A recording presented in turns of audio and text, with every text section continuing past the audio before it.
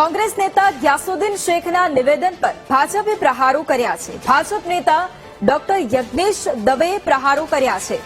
ગ્યાસુદ્દીન શેખનું માનસિક સંતુલન બગડી ગયું છે તેવું કહ્યું છે।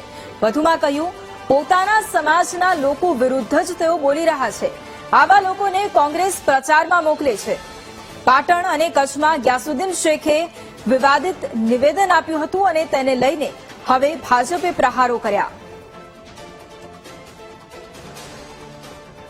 અમદાવાદના દરિયાપુર વિસ્તારને પોતાની જાગીર સમજતા હતા કે આ જગ્યાએથી મને કોઈ હરાવી નહીં શકે, એવી જગ્યા ઉપરથી હારેલા કોંગ્રેસના પૂર્વ ધારાસભ્ય ગ્યાસુદ્દીનભાઈની માનસિક સંતુલન બગડી ગયું છે।